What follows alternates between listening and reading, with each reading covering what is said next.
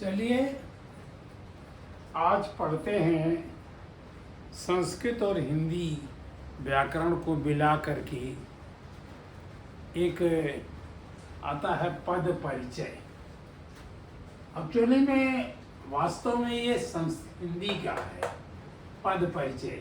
जब तक पद का हम परिचय नहीं जानेंगे तब तक हम संस्कृत में लिखना बहुत कठिन हो जाएगा। पद परिचय माने पद का जो शब्द है उसका परिचित, आपको परिचय देना, उसे परिचित कराना है कि वो क्या है, कैसे है। जैसे आप किसी शादी ब्याह में जाते हैं, कोई दूसरा आपका संबंधी मिलता है तो उसके साथ जो संबंधी होता है उसका परिचय कराता है। ये हमारे फूफा जी हैं, ये हमारे मित्र हैं, फला जगह रहते हैं, तो ऐसे कुछ बताएगा ताकि आप उससे परिचित हो जाएं। तो ये पद परिचय कराता है। इस समय काफ़ी उसमें लाइट में प्रॉब्लम हो रही है, इसलिए अस्पष्ट हो सकता ना दिखाई पड़ रहा हो, लेकिन अस्पष्ट दिखाई पड़ने से इसका बहुत महत्व नहीं हमें दिखाई पड़ रहा। हमें मालूम हो रहा है कि पद परिचय का मतलब ये होता है कि एक शब्द का परिचय कराना, बस इतना ऐसी बात है। तो परिचय कैसे होगा कि वह शब्द संज्ञा है या सर्वनाम है, विशेषण है या क्रिया है। अगर संज्ञा है तो संज्ञा जो है तीन प्रकार की होती है: व्यक्तिवाचक संज्ञा, जातिवाचक संज्ञा और भाववाचक संज्ञा।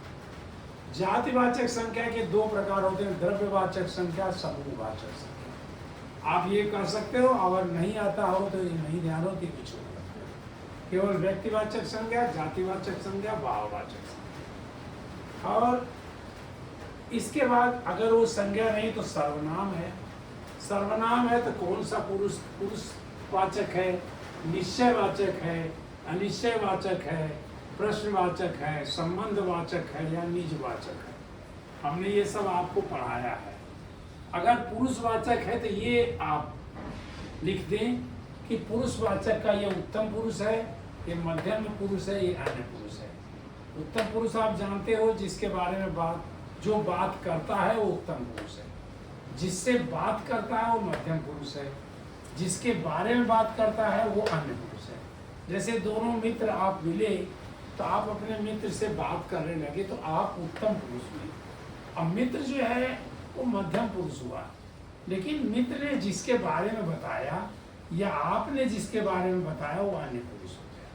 वो वहाँ उपस्थित नहीं है उपस्थित, लेकिन आप संबंध आप लोगों का है, लेकिन आप उसके बारे में परिचित नहीं है, तो वो उसको बता रहे हैं या वो आपको बता रहा है। इसी तरह विशेषण, विशेषण में विशेष एक शब्द आता है। विशेषण विशेष होता है जिसका गुण कहा जाता है, जिसके बारे में बताया जाता है कि ये बहुत अच्छा व्यक्ति है, ये बहुत ज़्यादा दूध पीता है, इसकी ये 5 इसकी गायें हैं। इस तरह आप उसको बताते हो, उसका विशेषण बताते हो, वो कितना अच्छा है, कैसा है, कितना बुरा है, सब उसमें होगा। केवल अच्छा ही नहीं, बुराई भी होगी। विशेष माने जिस शब्द की बुराई कर रहे हो अच्छाई कर रहे हो वो है। जैसे वो आदमी बहुत अच्छा है, अच्छा जो है विशेषण हुआ, गुणवाचक हुआ, लेकिन आदमी विशेष हो गया। क्रिया धातु, ये आप क्रिया का धातु होते हैं। इसके केवल आप 3 हैं, अभी जानिए। वर्तमान काल, काल भी कहते हो इसको, वर्तमान काल, लट लकार, ये काल भी कहते हो। काल में कहोगे आप इसको, काल, काल कहोगे। केवल 3 काल आप कह दें तो बहुत सही है। एक वर्तमान काल, वर्तमान काल जो इस समय चल रहा है, जैसे मैं पढ़ा रहा हूँ तो वर्तमान काल है, पढ़ा रहा हूँ वर्तमान काल है। और वो अच्छा आदमी है, वो वर्तमान काल है।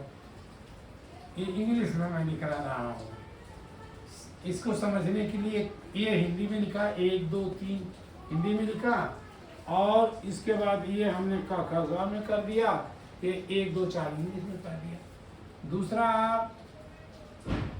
भूतकाल, भूतकाल और तीसरा आपने कहा भविष्य काल। तीसरा भविष्य काल, ये बता दोगे आप?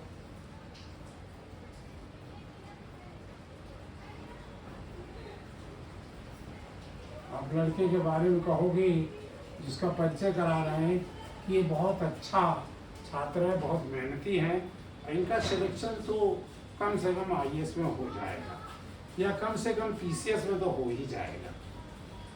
तो ये हमारी ये चीज़ें हुई, इसके बारे में इतना बताना आपको, ना को हटा देते हैं, आप इतना ही जानिए। संज्ञा, सर्वनाम, विशेषण और क्रिया का बताना आपको क्या है। उसी तरह से फिर लिंग, लिंग आप जानते हो, पुल्लिंग, स्त्रीलिंग, नपुंसक लिंग। चाहे आप नपुंसक हिंदी में ना लिखे संस्कृत वाला बता दीजिए, संस्कृत में रहे, लेकिन चलिए दोनों लिखे, हिंदी में लिख देंगे तो कोई बेजाय नहीं है। वचन, एक वचन है या बहुवचन है। संस्कृत में कहोगे एक वचन है, द्विवचन है, बहुवचन, ये संस्कृत में लिखे, संस्कृत में लिखो ऐसे बताओगे, लेकिन आपको हिंदी में भी जानना है। कारक, कर्ता कारक, कर्म कारक, करण कारक, संप्रदान कारण, अपादान कारण, संबंध कारण, अधिकरण कारण, संबोधन। और ये 8 कारक है।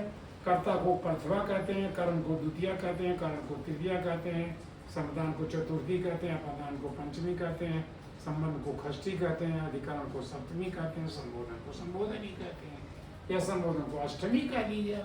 इस तरह हमें बताना है कि ये क्या है, ये शब्द कौन से हैं।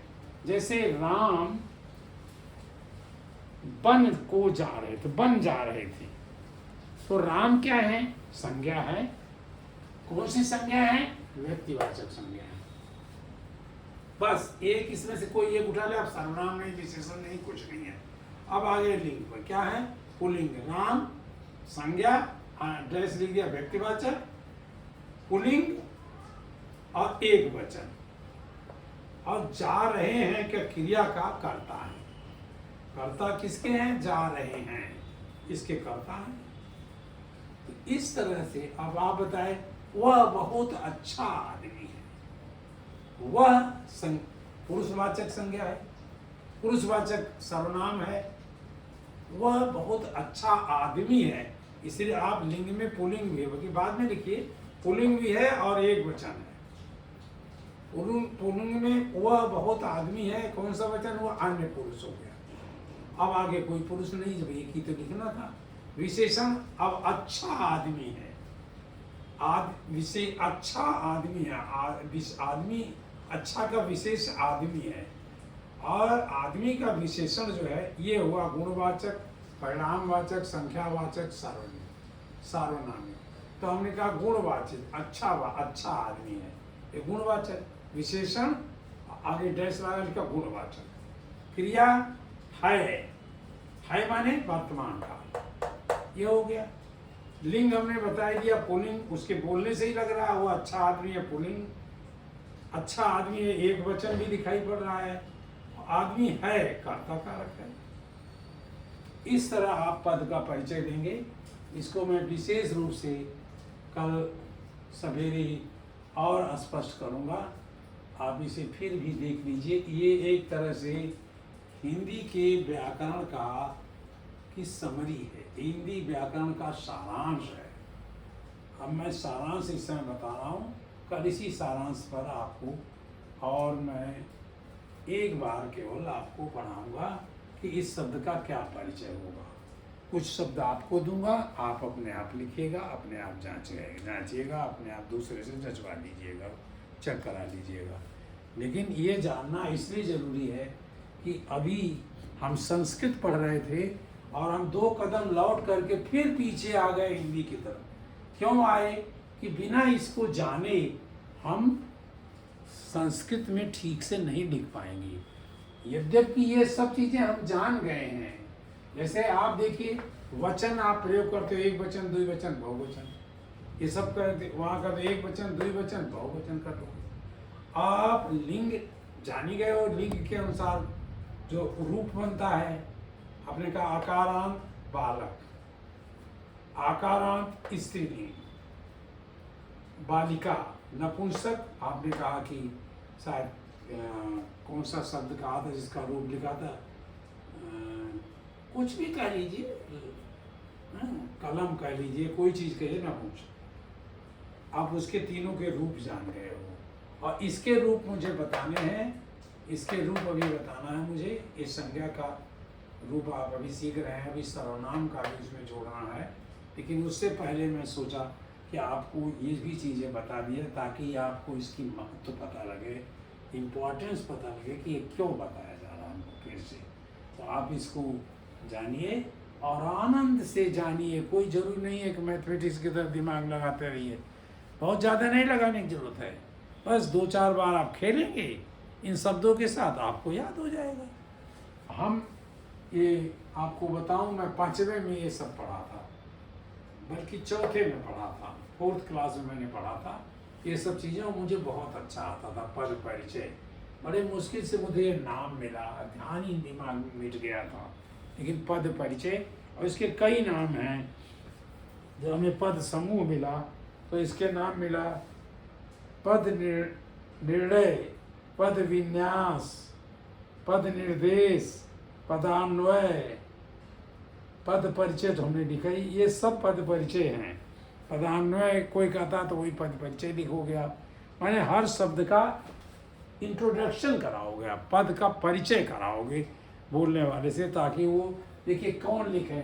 ये धातु में आप काल में जाओगे, वर्तमान काल, भूतकाल, भविष्य काल, किसका आप देखोगे रूप, इसमें किसका रूप देखोगे, व्यक्तिवाचक, जातिवाचक, सबके थोड़े थोड़े रूप अलग होंगे। आप पढ़ रहे हैं अभी व्यक्तिवाचक पर पढ़े हैं, अब सर्वनाम पर जाओगे, पहले यहाँ से यहाँ तक पहुँचेंगे हम कि व्यक्तिवाचक में आप आकारांत, आकारांत सब पढ़िए। आकारांत, आकारांत हमने बताया केवल रूप को जानने के लिए हम कह रहे हैं, अदरवाइज कोई आकारांत, ओकारांत, उकारांत की नहीं कोई ज़रूरत है। उकारांत की भी अलग आएगी थोड़ा, इस मतलब वो जो आप कहते हैं रूप जो है थोड़ा अलग अलग आएगा सबका, लेकिन थोड़ा थोड़ा डिफरेंस होगा, वो आप जान जाओगे तो संस्कृत भाषा आपको पूरी आ जाएगी। अब मुझे लगता है कि 2 महीने में ज़्यादा से ज़्यादा, 2 महीना तो बहुत लग रहा है, 1 महीने में आप संस्कृत बोलने लगोगे, संस्कृत लिखने लगोगे ठीक से। थोड़ा लिखिए भी, ये लिखना कठिन है थोड़ा सा, सार्वनामिक, संबंध, ये थोड़ा सा द्रव्य, ये शब्द थोड़े कठिन है, लेकिन लिखिए आप, लिखिए, जांचिए, अपने आप जांचिए। गलत हुआ तो फिर से ध्यान रखिए कि नहीं ये हमने गलत लिख दिया है, अब ऐसा लिखना चाहिए था। तो ये सब करिए। बस आज इतना ही, धन्यवाद। मैं इसको लिखते लिखते थोड़ा सा थका हूँ, लिखता इसलिए हूँ कि मैं ज़्यादा पढ़ा सकूँ, अदरवाइज मैं उसी समय लिखता तो मेरे दिमाग में पड़ी हुई है। इसलिए कि आपको राइटिंग ठीक करनी हो, और मुझे लगता है कि मेरी राइटिंग भी सही हो रही है, मेरा लिखावट भी सही हो रही है और काफ़ी सही हो जाएगी। हालांकि मुझे ज़रूरत नहीं पड़ती, अब आपको पढ़ाने के लिए ज़रूरत पड़ रही है, नहीं तो मुझे कोई ज़रूरत नहीं है। अब इसको चाहे हम ब्रैकेट में कर दें, मतलब प्रथमा ये कहलाता है, ये प्रथमा कहलाता है, ये द्वितीया कहलाता है, और तृतीया हमने इसलिए नीचे लिखा कि ये उसी सट के होता था, नहीं बनता, तो हमने ऐसे भी चाणक्य कर दीजिए, कोई बात नहीं है। पंचमी षष्ठी यहाँ जगह था और हमको 8 लिखने थे, हम डर के कारण यही से लिखने लगे। सप्तमी और संबोधन को संबोधन रहने दिए, या अष्टमी कह दिए, जो चाहे कह दिए, लेकिन ज़्यादातर संबोधन लिखा तो मैंने संबोधन। बालका बालको बालका संज्ञा में तो पढ़ा आपने व्यक्तिवाचक में, बालका बालको बालका, बालकम बालको बालका, बालकेन बालकाभ्याम बालके भय, बालकाय बालकाभ्याम बालके भय, बालकस्य बालका बालकेन। इस तरह आपको इसको याद करिए, और इसको एक बार आप याद कर लोगे तो सारे शब्द का, जैसे बालक है वैसे चालक है, चालक माने चलाने वाला, आपको चालक चालक गच्छति। अभी क्रियाएं तो मैं बाद में पढ़ाऊँगा, थोड़ा थोड़ा शुरू किया हूँ आपको। जैसे पठ धातु का बनाया था, पठत पठता, पठंत पठत पठता, पठान में बटा हुआ पठामा, तो हमने बताया था। तो आप लेकिन इसको बहुत तेज़ी से याद कर जाओगे, मेरी ऐसी आशा है। आप पढ़िए, बहुत मेहनत से पढ़िए। हाँ, एक बात वो बाद में तो कहता हूँ, मैं वही कह रहा हूँ कि हमारे चैनल को लाइक करिए, सब्सक्राइब करिए, शेयर करिए, दूसरों को बताइए कि ये पढ़ो, तुम भी पढ़ो, ये वाला मैं पढ़ता हूँ, तुम भी पढ़ो।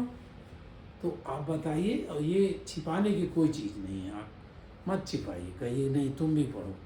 आपका कंपटीशन अच्छा होगा, आप आगे जाके बहुत अच्छे बनोगे। बिना कंपटीशन के कोई अच्छा नहीं होता, कंपटीशन ही अच्छा बनाता है।